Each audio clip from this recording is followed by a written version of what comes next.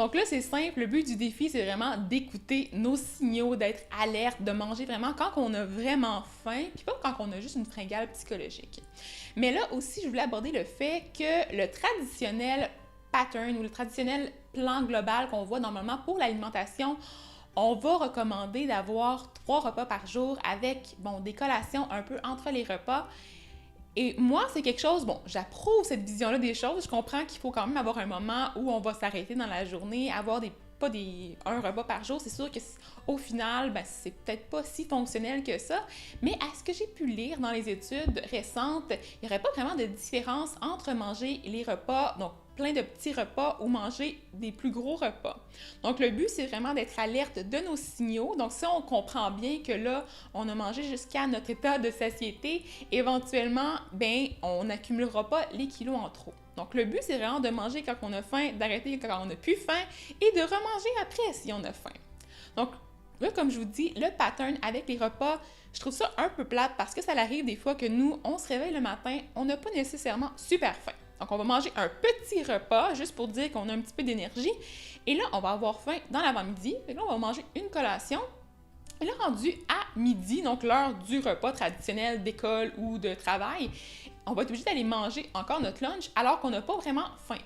Donc ça, je trouve que c'est un point que je vous dirais de peut-être aller vérifier si c'est possible d'ajuster votre horaire de repas en fonction de votre réelle faim. Donc si vous avez comme par exemple à l'école, moi je le faisais facilement. J'apportais mon lunch à l'école et je pense que ça serait quelque chose qu'on devrait plus intégrer dans notre vie parce que on n'est pas obligé de manger exactement à l'heure précise que tout le monde mange. Je comprends qu'il y a l'aspect social, donc vous pouvez vous pointer à l'heure du dîner, jaser avec vos amis et tout ça, mais si vous êtes capable de manger après aussi plus tard si vous avez faim, donc ça peut être un point intéressant à essayer. Donc maintenant, le point croustillant de la capsule, donc du défi, c'est vraiment d'avoir des trucs, des astuces, comment mieux écouter nos signaux de faim et de satiété. Donc mon premier truc, ça serait, là vous allez me dire, il faut arrêter de justement manger quand on fait nos travaux, quand on fait nos choses, et vraiment arrêter de tout faire, juste manger.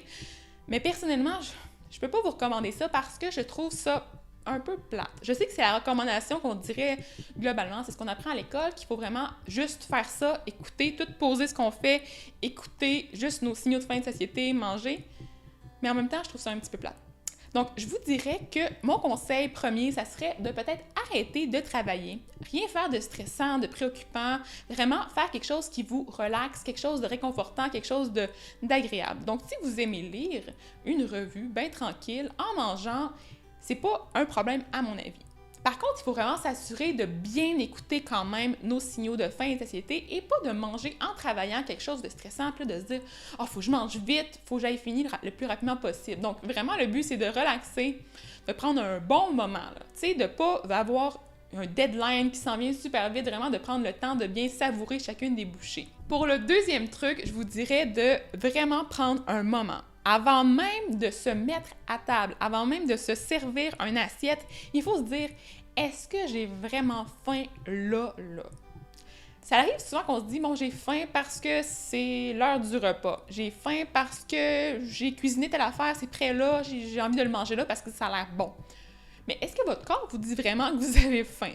Est-ce que c'est vraiment le bon moment pour manger? Si vous hésitez, si vous pensez que votre corps est « Je suis pas sûre si j'ai faim, j'ai pas vraiment un creux au centre du ventre, j'ai pas vraiment la salivation a augmenté un petit peu, c'est un peu bizarre comme signaux, mais en tout cas, c'est vrai que quand on a faim, des fois, on a comme l'eau à la bouche, là, c'est comme l'expression, mais tu sais, il y a comme des signaux qui nous disent vraiment « Ok, j'ai vraiment faim », mais si vous les ressentez pas, je vous dirais de prendre un petit 10-15 minutes, d'attendre. Pas manger tout de suite, de prendre le petit 10-15 minutes pour faire quelque chose d'autre, continuer à faire vos occupations que vous faisiez et d'éventuellement manger après. Comme ça va vous donner le temps de vraiment vous assurer que vous avez vraiment faim. Et si vous voulez perdre du poids, ça va vous donner un petit 15 minutes supplémentaires pour éventuellement manger un petit peu moins. Par contre, si vous avez faim, mangez, parce que c'est pas mieux non plus d'arriver à l'heure du repas puis d'avoir super faim puis de tout engloutir ça en 2 secondes parce qu'on a trop faim. Donc, ça c'est important. Mon troisième truc se trouve à être clair, c'est se servir une petite portion.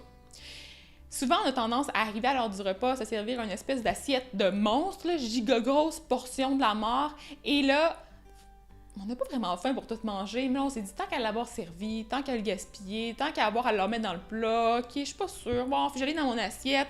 Là, tu lis ton affaire, justement, parce que je vous ai dit que c'est pas la fin du monde de lire, mais là, t'es plus à l'écoute de tes signaux, mais tu l'as dans ta face, fait que là, tu continues à manger, et éventuellement, c'est pas top. Donc, quand vous prenez une plus petite assiette, éventuellement, vous allez arriver à la fin, et là, vous êtes obligé de vous poser la question, est-ce que j'ai encore faim? Est-ce que ça vaut la peine que je me lève et que j'aille chercher quelque chose d'autre?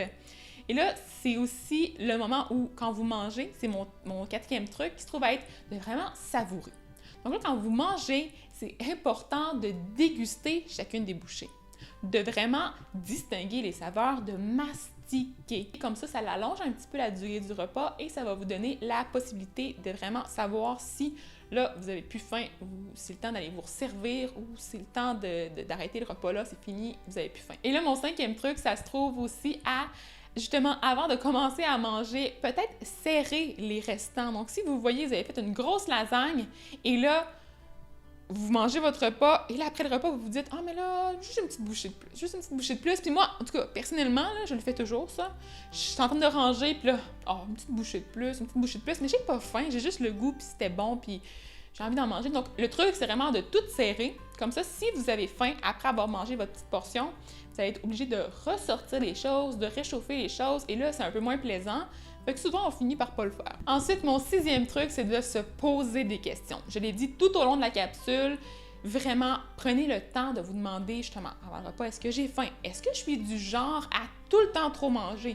Est-ce que j'écoute mes signaux de satiété de ce temps-ci? Est-ce que c'est quelque chose que j'ai déjà fait avant? Est-ce que j'ai jamais écouté de ma vie?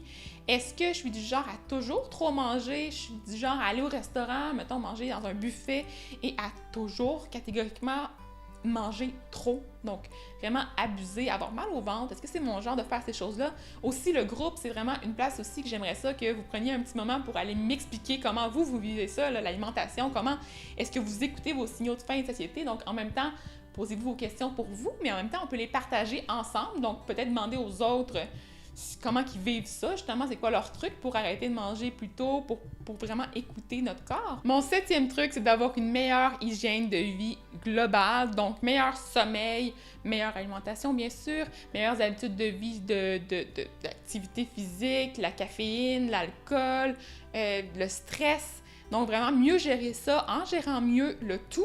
Donc, globalement, donc c'est le but des défis aussi, mais vous allez éventuellement être plus capable d'être alerte, d'être capable de bien ressentir, pas de stress à manger vite. Donc, vraiment, ça l'aide pour tout. Et le 8e point, ça se trouve aussi à venir retoucher tous les autres défis qu'il va y avoir au fur et à mesure des prochaines semaines. Donc, j'espère que ça va durer longtemps, ces défis-là, parce que je trouve que le concept est super le fun. Donc, le 8e point, c'est ça, c'est d'avoir une bonne composition de vos repas, donc qui contiennent suffisamment de légumes, de protéines, de tous les nutriments qu'on veut aller chercher pour nous aider à bien sentir notre faim et notre satiété. Donc, c'est tout pour la capsule d'aujourd'hui. J'espère que ça n'a pas duré trop longtemps. Je suis désolée si j'ai parlé beaucoup. Les prochaines capsules vont être beaucoup plus courtes, je vous l'assure. Et je vais vous donner aussi des trucs de recettes pour les prochaines capsules.